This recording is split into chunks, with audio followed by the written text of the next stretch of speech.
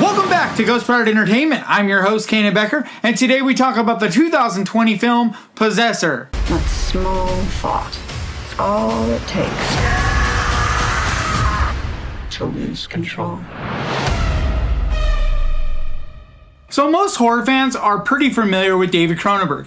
He's famous for doing movies that are just really weird and have this really creative and messed up special effects and body horror, like movies like The Fly, as well as Videodrome. So basically, if you're a fan of 80s horror, more than likely you're a fan of David Cronenberg.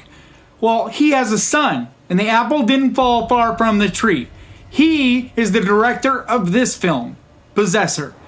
And I'll tell you what, man, to me, he did a lot of the same things that his dad did in the 80s with this movie, but just took it into the future, into the now, where there's still practical effects, but they also blend in CGI really well. And it's just some really out there, amazing stuff.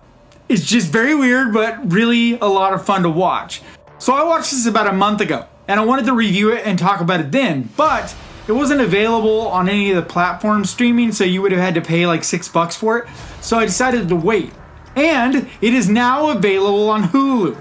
So I know a lot of you guys have Hulu, so I figured I'm going to talk about this movie. I was super excited when I found out. But I recommend watching the unrated version. I'm not sure if both are available on Hulu, but if you can watch the unrated version, I recommend it. It is definitely much more over the top with gore, nudity, just you name it.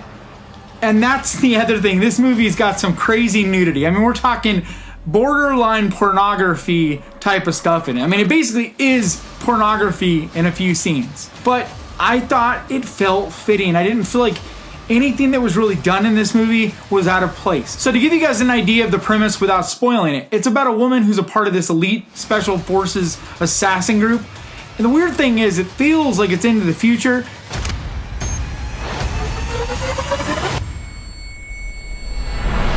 But it's supposed to take place actually a few years ago. So it's kind of weird in that regard. But either way, it feels kind of like it's in the future. There's definitely some futuristic stuff. I guess it's basically just like in a parallel dimension, so to speak, which I love that. I think that's a lot of fun.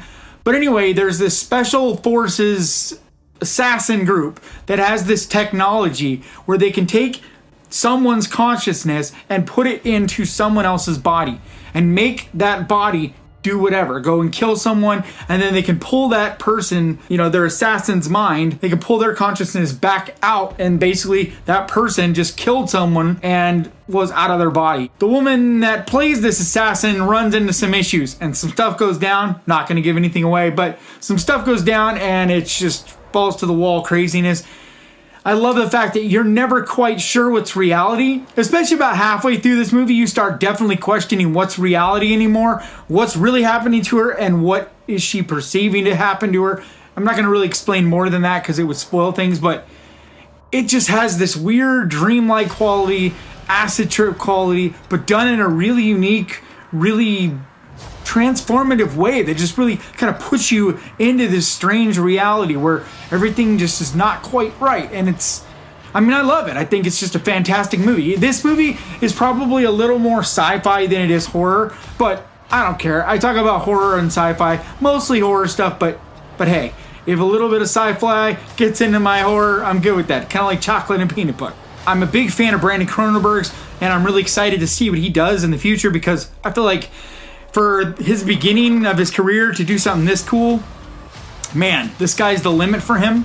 I'm also a big fan of Andrea Riseborough, I hope I pronounced that right, because her acting is phenomenal in this movie. I have not seen her in anything prior to this, but I thought she just kicked this, out of the park, kind of knocked it out of the park. But I enjoyed the score and the overall effects, just the special effects, just the overall way that it felt. I just thought this movie was such a cool ride. I don't really have a lot of negative to say about this movie, but I know some people won't like it. It definitely is dark, and it has a lot of morose things about it, and especially the end, it does get a little bit powerful and could be upsetting for some people. But to me, it's just an extremely well done movie that I enjoyed tremendously. That's going to do it for me today. Please hit the subscribe button and ding that little bell because that is the best way to keep track of this channel and when I post videos like this. And I also want to give a huge thank you to my patrons because I appreciate you guys so much for your support. And if you would like to find out more about becoming a patron, the link is down in the description. And like always, thank you so much for watching. Please crush that like button. And remember, horror can be fun. I will see you guys next time.